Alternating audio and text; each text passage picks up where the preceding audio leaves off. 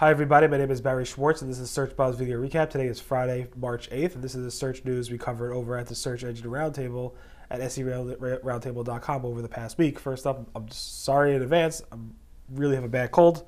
I'll try not to cough into the microphone. I published the March Google Webmaster report, so if you want to catch up on everything and anything that happened over the past month, there was tremendous amounts of fluctuations in the Google search results. March 1st, March 27th, February 27th, 22nd, the 18th, the 13th, the 7th. Lots of stuff going on there. A lot of stuff around Google Search Console, around consolidating data, domain properties, property sets going away, new products reports, and email alert reports that are going out to people, and a lot of other things. So definitely take a look at this if you want to catch up quickly on what happened over the past month in Google. Talking about Google updates, March 5th, we saw another Google update. By lots of fluctuations going on in Google over the past probably like 6 to 8 weeks or so. Lots of people chatting about it in the Google forums. Lots of signs for the various tools of fluctuations in the Google search results. So definitely keep an eye on that. Keep an eye on your site. Also March 1st as well. Saw lots of different changes and ranking fluctuations in Google as well. So definitely take a look at that. Moz updated their domain authority, their DA scores, as they announced a month ago they would be doing this. And as I expected, not to blame Moz. Again, it's not really Moz's fault. A lot of SEOs are pretty much freaking out that their rankings in Google are going to drop because their DA scores have dropped. DA is a Moz-specific score. It's their way of figuring out how valuable a certain page with links on it is, and Google doesn't use it at all. So just because your DA score drops, it doesn't mean your Google rankings will drop. In fact, it has actually zero impact on it. Anyway, there's a lot of controversy around that. Again, I don't blame Moz. I'm just saying we need to do more to communicate to the more novice SEOs out there that selling links based on DA scores, just like they used to sell links based on PageRank scores, PR scores, is kind of not a good thing in their industry. It doesn't help our industry. Of course, knowing these metrics and what they do could help SEOs do a better job, but there's a whole link building and link selling market around DA scores, and people think it really relates to your Google rankings, and it does not. So just keep that in mind. Google released a bunch of videos this week, or last week, also around JavaScript. So Martin Splitt from Google published a video discussing what types of sites need help with SEO when using JavaScript. So definitely take a look at that. It's pretty basic.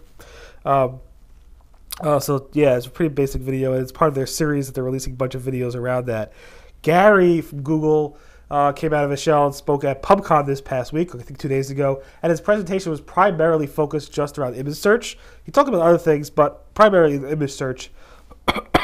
Nothing really crazy, just basic image search optimization techniques and so forth. But Google really is pushing image search, and then webmasters and SEOs should take a look at image search, drive traffic to their sites through image search.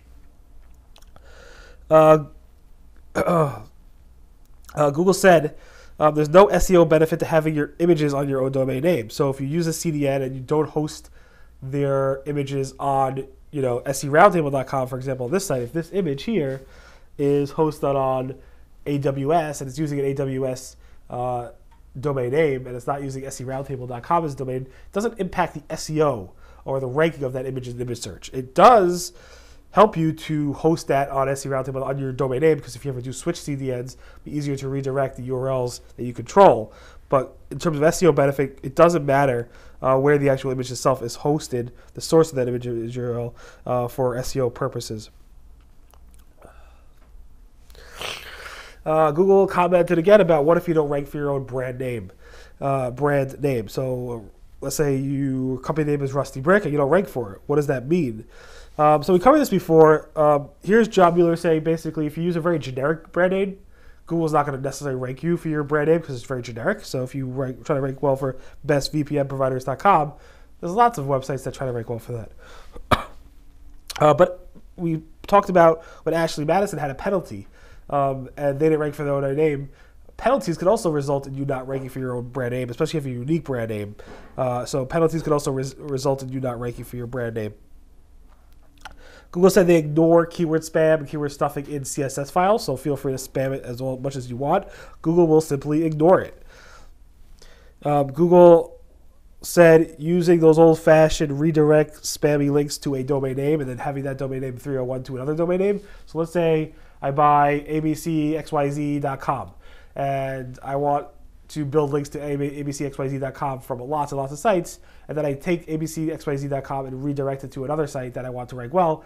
Google's onto it. Don't go ahead and play those games. It doesn't work. It's not something that will help you. Google launched automobile knowledge panels. I asked Google for confirmation if this is new or not. I think it's new, but basically here's what it looks like. You have this knowledge panel overview. These tabs here will change, but you basically get some information about a car that you searched on.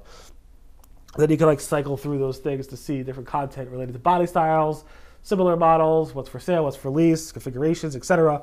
It's pretty cool. Dwayne Forrester, who is very, very much respected in our industry, said in a PubCon talk that Wikipedia lost 21% of their traffic when Google launched feature snippets back in, I think, 2013 or so. It's an interesting stat. I didn't know they did that. It's the first time I heard that. If you heard that anywhere else, I want you to let me know where you heard that from. But that's a pretty significant drop, and that kind of goes against what Google's been saying about publishers really like feature snippets because it sends them traffic. If Wikipedia lost 21% of their traffic as a result of feature snippets, that kind of tells a really strong story that's the opposite. Google has launched popular products carousel. We kind of discussed this last week, but basically shows you popular products in a snippet. So here's the snippet, and there's a popular carousel for popular products. Google seems to have dropped the in-depth articles. In 2013, Google launched a feature in the search results that kind of showed you more in-depth articles and categorized those articles in the search results as in-depth articles. According to Moz and other data providers like 5blocks, it's down to 0% in the past 2 days. That no results are showing in-depth articles anymore in Google search results. Google had an issue back in 2016 where it went missing and they brought it back. So I'm not sure if there's a bug or a feature, but it definitely is gone now, and we'll see if Google brings it back or not.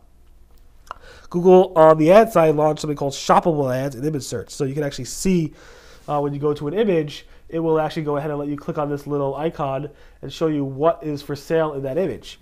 It's basically a way to buy within images, which is pretty cool.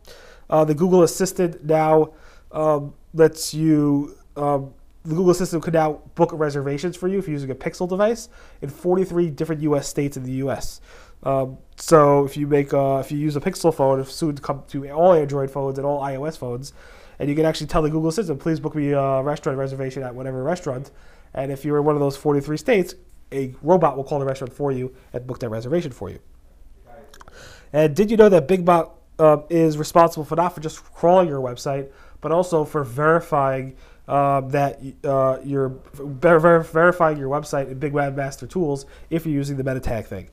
So that's something that Frederick from Big served up, and he told us that information. In any event, thanks so much for listening to the Search Pods video recap. My name again is Barry Schwartz.